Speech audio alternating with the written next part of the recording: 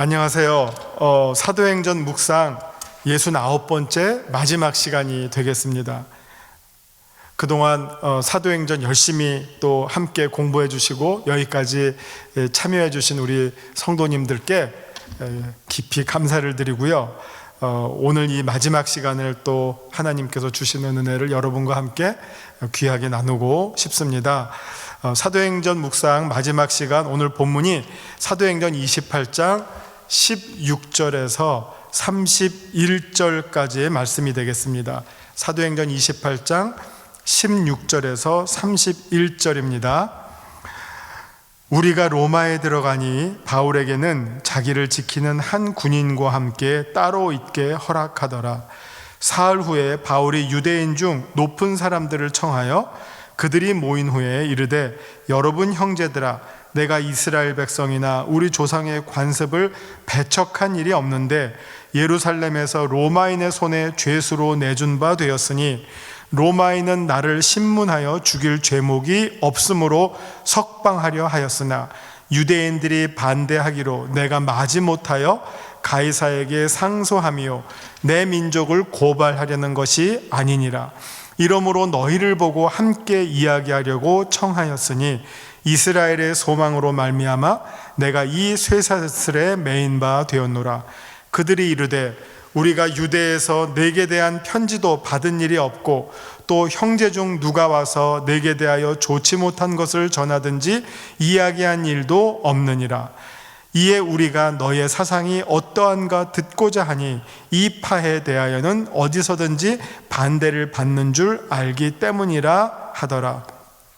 그들이 날짜를 정하고 그가 유숙하는 집에 많이 오니 바울이 아침부터 저녁까지 강론하여 하나님의 나라를 증언하고 모세의 율법과 선지자의 말을 가지고 예수에 대하여 권하더라. 그 말을 믿는 사람도 있고 믿지 아니하는 사람도 있어 서로 맞지 아니하여 흩어질 때에 바울이 한 말로 이르되, 성령이 선지자 이사야를 통하여 너희 조상들에게 말씀하신 것이 옳도다. 일렀으되, 이 백성에게 가서 말하기를 너희가 듣기는 들어도 도무지 깨닫지 못하며 보기는 보아도 도무지 알지 못하는도다. 이 백성들의 마음이 우둔하여져서 그 귀로는 둔하게 듣고 그 눈은 감았으니 이는 눈으로 보고 귀로 듣고 마음으로 깨달아 돌아오면 내가 고쳐줄까 함이라 하였으니, 그런즉 하나님의 이 구원이 이방인에게로 보내어진 줄 알라. 그들은 그것을 들으리라 하더라. 바울이 온 이태를 자기 셋집에 머물면서 자기에게 오는 사람을 다 영접하고 하나님의 나라를 전파하며 주 예수 그리스도에 관한 모든 것을 담대하게 거침없이 가르치더라. 아멘. 사도행전의 이제 마지막 부분으로 바울의 로마에서의 전도 사역이 시작이 됩니다. 이제 여기 16절과 제일 끝 부분을 보면 셋집에서라고 나오죠. 처음에는 한 군인이 이 바울을 지킵니다. 그러니까 어떻게 보면 경계하는 거죠. 그러니까 들어가자마자, 로마로 가자마자 감옥으로 가지 않고 어떻게 보면 가택연금 정도에 해당하는 거고요. 그 다음에 그 한 군인이 그냥 적당히 그냥 지키는, 이게 뭐 어떻게 보면 경호도 되겠고 또 도망가는 것을 막는 이런 어떤 상황이 되겠습니다. 그러니까 이 과정 가운데 우리가 그 로마 백부장의 역할을 우리가 앞에서부터 쭉 보았는데, 백부장은 이미 바울이 죄가 없음을 알고 있었기 때문에 형식적으로 방면해 줄 수는 없었지만 최대한 바울의 편의를 보아주었던 것을 우리가 이 본문의 상황을 통해서 보게 되고요. 그 다음에 로마로 가게 된 다음부터 이제 바울과 유대인들 사이의 접촉이 시작이 됩니다. 이미 유대인들 가운데 상당수가, 당시 로마는 어떻게 보면 세계의 중심이었기 때문에 로마에 들어와서 무슨 무역을 한다든지 무슨 여러 가지의 어떤 일들 때문에 로마에 들어와서 사는 사람들이, 유대인들이 꽤 있었고, 그들이 이제 바울이 왔다는 소리를 듣고, 소식을 듣고 바울 중변으로 모이게 됩니다. 그러면서 그 모인 사람들 향해서 바울이 지금 자기가 여기에 어떻게 보면 지금 신분은 죄수의 신분으로 왔는데, 그거에 대해서 어떻게 보면 자기가 그 상황을 좀 알려주고 있는, 설명해주고 있는 내용이 17절에 이어지죠. 그래서 바울이 유대인 중 높은 사람들을 청하여 그들이 모인 후에 이르되, 여러분 형제들아, 내가 이스라엘 백성이나 우리 조상의 관습을 배척한 일이 없는데 예루살렘에서 로마인의 손에 죄수로 내준 바 되었으니, 이거는 이제 누구에 의해서냐 하면 유대인들에 의해서 죄수로 내어준 바 되었다. 그러나 로마인들은 나에게서 죄를 찾지 못했다. 그러나 내가 여기까지 온 것은 나를 고발한 사람들 내가 거꾸로 고발하기 위한 것이 아니라, 그들이 나를 고발했지만 나는 죄가 없다는 사실을 변호하기 위해서 황제에게 상소를 해서 여기까지 오게 되었다 하니까, 이것은 이제 쭉 이 얘기를 들으면 나는 죄가 없지만 이곳까지 나의 무죄함을 더 분명하게 주장하기 위해서 여기까지 왔다라고 하면서, 혹시라도 그 바울에 대한 의심과 조금 그 부정적으로 편견을 가질 수 있는 것에 대해서 바울이 해명을 해주고 시작하는 것을 보게 됩니다. 그러면서 그들에게 어떻게 보면 복음을 이제 전할 수 있는 어떤 그런 어떤 정지 작업을 먼저 해놓는 것을 보시게 됩니다. 그 다음에 이제 이어지는 상황이, 그래서 20절을 보시면 이러므로 너희를 보고 함께 이야기하려고 청하였으니 이스라엘의 소망으로 말미암아 내가 이 쇠사슬에 매인 바 되었다.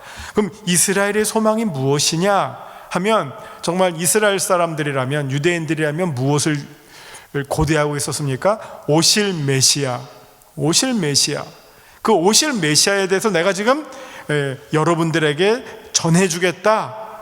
그것 때문에 또 내가 이렇게 쇠사슬로 갇힌 바가 되었다. 오실 메시아에 대해서 유대인들이 생각하는 것과 내가 주장하는 것이 차이가 있기 때문에, 그것 때문에 내가 쇠사슬에 매인 바가 되었다. 그것 때문에 내가 유대인들의 고발을 받아서 죄인의 신분이 되었다 라고 하는 설명이죠. 21절에 보시면 그들은 나를 보고 뭐라고 말하냐면은, 우리가 유대에서 내게 행한 편지도 받은 일이 없고 또 형제 중 누가 와서 내게 대하여 좋지 못한 것을 전하든지 이야기한 일도 없느니라. 이 바울의 말을 들은 로마에 있는 유대인들은, 우리는 지금 당신에게 대해서 아무것도 들은 바가 없으니까 너무 그냥 아주 예민하게 막 그렇게 변명할 필요도 없고, 우리 그 변명 필요 없습니다. 그냥 당신이 하고 싶은 얘기를 하면 우리가 그냥 잘 듣겠다, 이런 어떤 반응을 보여주고 있습니다. 이에 우리가 너의 사상이 어떠한가 듣고자 하니 이 파에 대하여는 어디서든지 반대를 받는 줄 알기 때문이다. 그 바울에 대해서는 개인적으로는 잘 모르지만, 이제 바울이 이 파가 뭡니까? 예수파죠. 예수의 복음을 전하고자 한다는 것은 아는데, 근데 하여튼 뭔지 몰라도 거기에 대해서 막 시끄럽고 사람들이 막 반대를 하니까 왜 반대를 하는지 그들도 한번 들어보겠다 하면서 이제 바울과 그들 사이에 이제 자리가 이렇게 정리가 되는 것이죠, 관계가. 그러면서 이제 바울이 말할 수 있는 기회와 자리를 얻게 됩니다. 23절, 그들이 날짜를 정하고 그가 유숙하는 집에 많이 오니 바울이 아침부터 저녁까지 강론하여 하나님의 나라를 증언하고 모세의 율법과 선지자의 말을 가지고 예수에 대하여 권하더라. 자, 여기 아주 중요한 표현이 한 4가지 나옵니다. 첫째가 뭡니까? 바울이 강론한 내용이, 첫째 하나님 나라, 둘째 모세의 율법, 셋째 선지자의 말. 자, 이거를 가지고 그 다음에 결론적으로 예수에 대해서 말했다 하는 겁니다. 자, 이 예수 그리스도라고 하시는 분은, 예수라고 하시는 분은, 그분은 곧 하나님 나라를 이 땅에 전해주신 분이고 하나님 나라를 이루실 분이다. 예수님의 첫 선포의 메시지가 무엇이었죠? 회개하라, 하나님의 나라가 가까웠다. 예수님의 선포의 핵심 메시지가 하나님 나라였어요. 그런데 사실은 이 사도행전 28장 오기 전까지 바울의 사역을 쭉 보면요, 바울이 이 하나님 나라라고 하는 요 단어를 그렇게 많이 사용하지는 않았어요. 주로 무슨 단어를 썼냐면 예수 그리스도의 복음이라는 말을 썼어요. 근데 예수님 자신은 하나님 나라라는 말을 즐겨 사용했는데 바울은 사실은 예수 그리스도의 복음을 더 즐겨 사용했어요. 그런데 이 마지막 부분에서 바울은 다시 한번 전체를 총정리할 때 하나님의 나라, 모세의 율법, 이게 토라죠. 그 다음에 선지자의 글, 선지서들, 소선지서, 그 다음 이사야의 글들, 이런 거를 말하겠죠. 그 다음에 다시 뭐죠? 예수 그리스도, 예수에 관해서 바울이 증거하게 되었습니다. 증거를 했습니다. 그 말을 믿는 사람도 있고 믿지 아니하는 사람도 있어서 모든 사람이 다 믿는 것이 아니라 누구만 믿게 됩니까? 들을 귀를 가진 사람들만 믿게 되는 것이죠. 서로 맞지 아니하여 흩어질 때 바울이 한 말로 이르되 성령이 선지자 이사야를 통하여 너희 조상들에게 말씀하신 것이 옳도다. 일러스되, 자, 이사야의 글을 인용을 합니다. 이게 바울이 이렇게 말하니까 그 모인 사람들 가운데 어떤 사람은 고개를 끄덕끄덕이고 그럴 것 같다 한데, 어떤 사람들은 고개를 갸우뚱하면서 왠지 조금 아닌 것 같다, 이런 어떤 반응이 서로 엇갈리게 나오니까 바울이 그 부분을 딱 간파하고 이사야서 6장 9절과 10절, 이게 뭡니까? 선지자의 글을 인용하는 거죠. 그 선지자의 글 가운데 이런 내용이 있다. 이 백성에게 가서 말하기를 너희가 듣기는 들어도 도무지 깨닫지 못하고 보기는 보아도 도무지 알지 못하는도다. 우리 옛말에 난 놓고도 기억자를 모른다 했던 것처럼 듣는데도 그 마음이 닫혀서 그 소리를 듣지를 못해요. 이 백성들의 마음이 우둔하여져서 귀로는 둔하게 듣고 눈은 감았으니 이는 눈으로 보고 귀로 듣고 마음으로 깨달아 돌아오면 내가 고쳐줄까 함이라. 그들이 지금 이렇게 막혔는데 그럼에도 불구하고 그들이 눈을 열고 귀를 열고 마음을 열어서 주님께로 돌아오면, 그 말씀을 받아들이면 주님께서 그들을 치유해 주실 텐데, 그러나 완악한 자들은 그렇지 못하고 반대로 심령이 가난한 사람들은 마음을 열고 눈을 열고 귀를 열어서, 구약에 보면 귀가 뚫렸다라는 표현이 있죠. 귀가 열려서 그 말씀을 받아들여서 하나님께로 돌아오는 사람들도 있을 텐데 하면서 안타까워하는 선지자 이사야의 글입니다. 그런즉 하나님의 이 구원이 이방인에게 보내어진 줄 알라.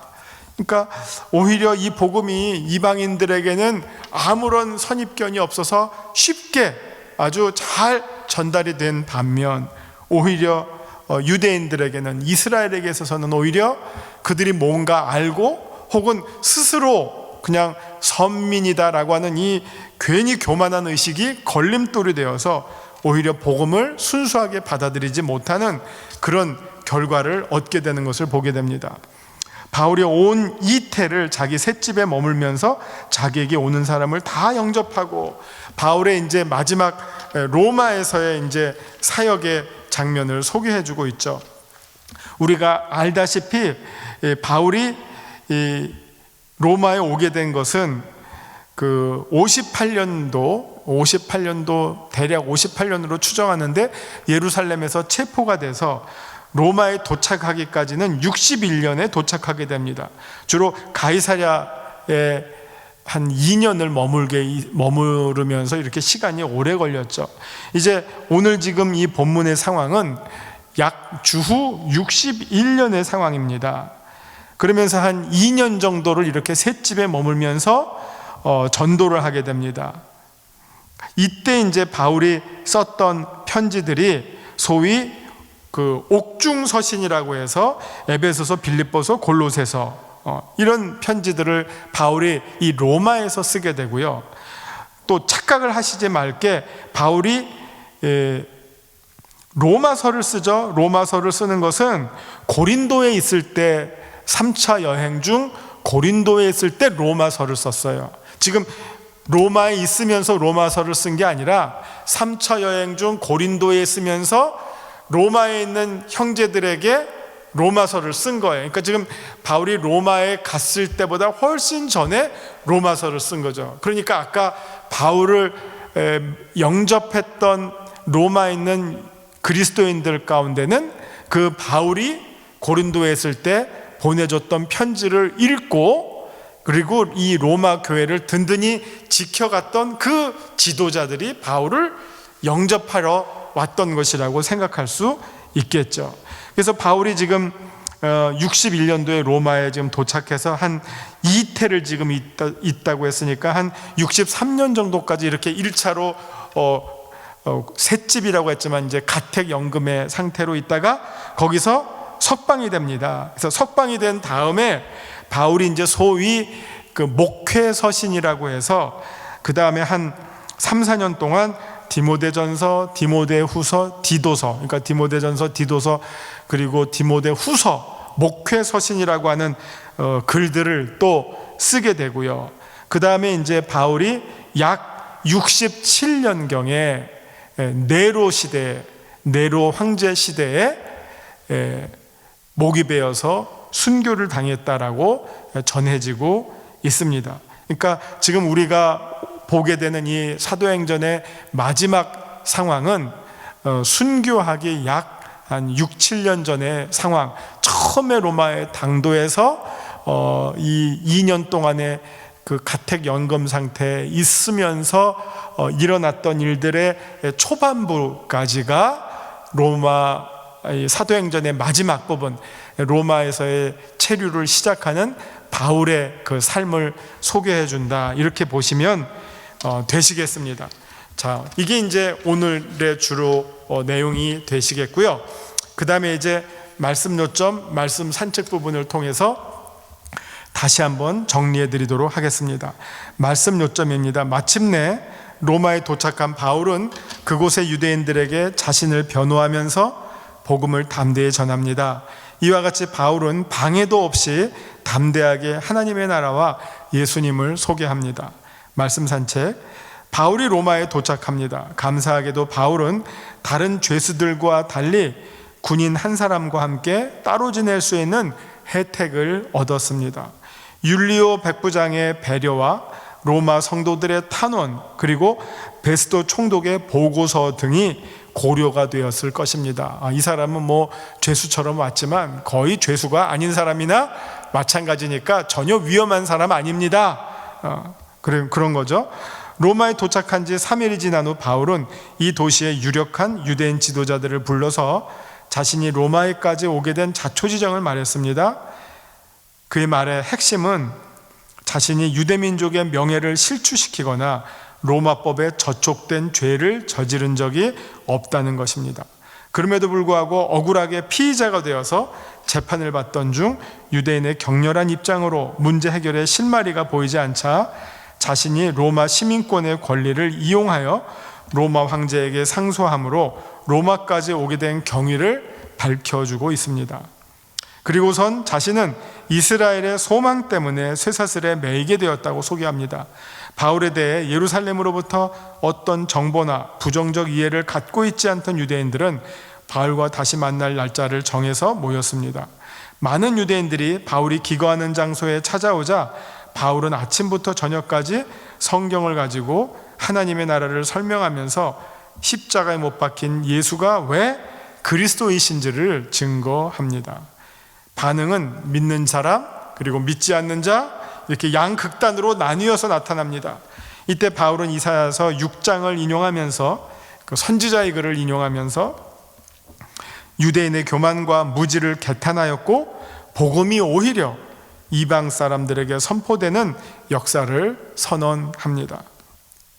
바울은 로마에서 재판을 기다리며 머무르는 2년 동안 자기를 방문하는 많은 사람들에게 아무 방해도 없이 하나님의 나라와 예수 그리스도를 담대하게 전하였습니다. 자, 말씀 적용 부분입니다. 하나님은 어떤 분이십니까? 하나님의 사람을 부르시고 또 비전을 심으시고 그것을 끝내 이루시는 신실하신 하나님, 전능하신 하나님이십니다. 바울이 약 주후 35년경에 회심을 했다 그래요.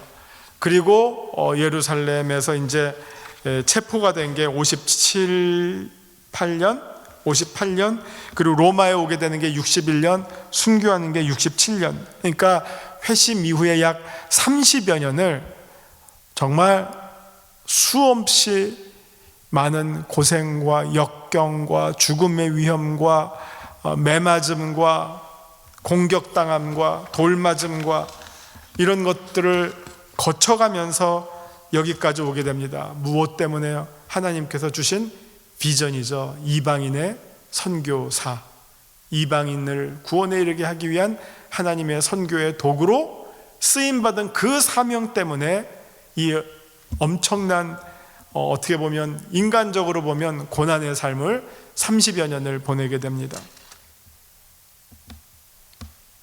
그러나 하나님께서 바울이 그 이방인의 선교자로서 끝까지 꿈꾸었던 로마에 가리라라고 하는 그 꿈을 하나님께서는 또 이루게 해 주셨습니다.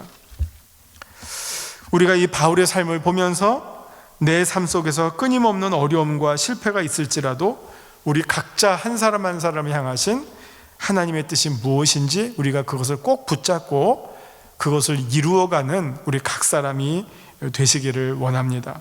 내게 있는 꿈은 그것이 헛된 욕심이 아니고 하나님이 주신 거룩한 소명, 하나님의 마음, 그것을 내가 읽고 순종할 수 있는 나의 욕심을 추구하는 것이 아니라 하나님의 뜻을 이루어가는 하나님의 사람들이 되시기를 바랍니다. 또 내게 주시는 교훈은 무엇입니까? 하나님의 복음은 모든 사람을 살리는 하나님의 진리요 능력입니다. 이 복음은 예수님이 누구신지, 성경이 무엇을 말하는지 알 때 비로소 내 속에 역사하시는 성령의 선물이고 구원입니다. 나는 이 복음을 감격해하며 부지런히 다른 사람에게 알려주기를 원하고 있습니까? 한번 묻기를 바랍니다. 우리가 이제 과거에 지금은 돌아가셨지만 온누리교회 하영조 목사님이 그 액츠 29 운동이라는 것을 일으키신 적이 있어요. 그러니까 이 뜻은 무엇이냐면 사도행전이 28장에서 끝납니다. 그러나 29장은 성경에는 없어요. 그러나 29장은 어떤 내용이 채워질까요? 사도행전의 역사를 이어가는 교회 역사를 이어가는, 그리고 선교의 역사를 이어가는 예수님의 제자들, 그리스도의 증인들을 통해서 사도행전 29장이 쓰여져 나가겠죠. 그래서 우리 신학자들이 하는 말 가운데 이런 말이 있습니다. 끝나지 않은 두 역사가 있다, 두 사건이 있다. 하나는 사도행전 28장으로 끝나는 것이 아니라 29장으로 계속된다. 다시 말하면 사도행전의 역사는 주님 오실 때까지 계속될 것이다. 또 하나의 역사가 있습니다. 종교개혁의 역사죠. 종교개혁의 역사는 무엇입니까? 교회를 새롭게 개혁시키는 역사입니다.